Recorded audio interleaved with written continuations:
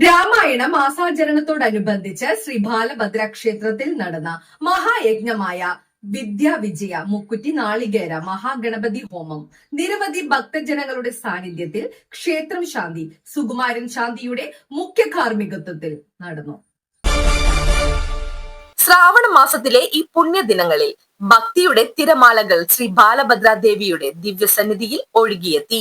ശ്രീ ഗണേശ പുരാണത്തിൽ ഭക്തർക്കായി നിർദ്ദേശിച്ച മഹായജ്ഞമായ വിദ്യാവിജയ മുക്കുറ്റിയും നാളികേര മഹാഗണപതി ഹോമവും ഈ വർഷത്തെ രാമായണ മാസത്തിന്റെ വിശിഷ്ടാനുഷ്ഠാനമായി ഭക്തിസാന്ദ്രമായ അന്തരീക്ഷത്തിൽ അരങ്ങേറി. വിദ്യാവിജയം, കർമ്മപുഷ്ടി, സന്താന സൗഭാഗ്യം, ശനി, കുജ, ശുക്ര, ബുധ, രവി ഗ്രഹങ്ങളുടെ അനുകൂല ദൃഷ്ടി ഇവയെല്ലാം ഭക്തരുടെ ജീവിതത്തിലേക്ക് വിളിച്ചു വരുത്താൻ മഹാമന്ത്രങ്ങളുടെ തിരുശബ്ദം ആകാശമാകെ മുഴങ്ങി.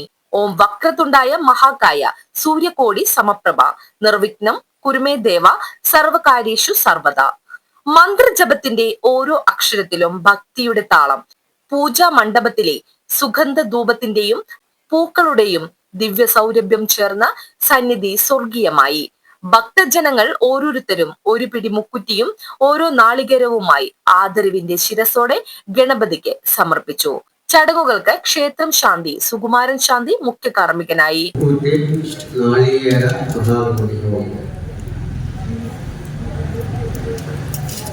ഇവിടെ ഹൈന്ദവ പുരാണത്തിൽ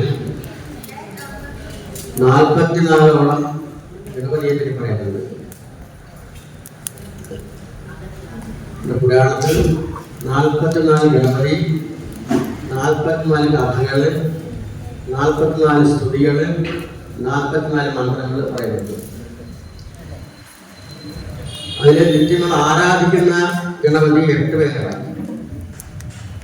പല ക്ഷേത്രങ്ങളിലായിട്ട് ആരാധിക്കുന്ന 8 ഗണപതിയുണ്ട്. അത് ഗണപതി, മഹാഗണപതി, ഉച്ഛിഷ്ട ഗണപതി, ശംഗണപതി. ആദിപരാശക്തിയുടെ പ്രഭാമണ്ഡലത്തിൽ ശ്രീ ബാലഭദ്ര ദേവിയുടെ സ്നേഹം നിറഞ്ഞ ദൃഷ്ടിയിൽ ഹോമാഗ്നിയുടെ ജ്വാലകൾ പ്രാർത്ഥനകളെ സ്വർഗത്തിലേക്ക് കൊണ്ടുയർത്തി. മന്ത്രശബ്ദവും കരതളനാദവും ഇടകലർന്ന ആ ദിവ്യയജ്ഞത്തിൽ വിശ്വാസം മാത്രമായിരുന്നു മുഖ്യാഭരണം.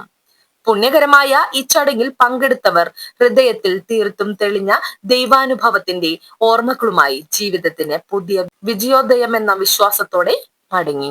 ന്യൂസ് ഡെസ്ക് നാട്ടുവാർത്ത, ഞാറക്കൽ.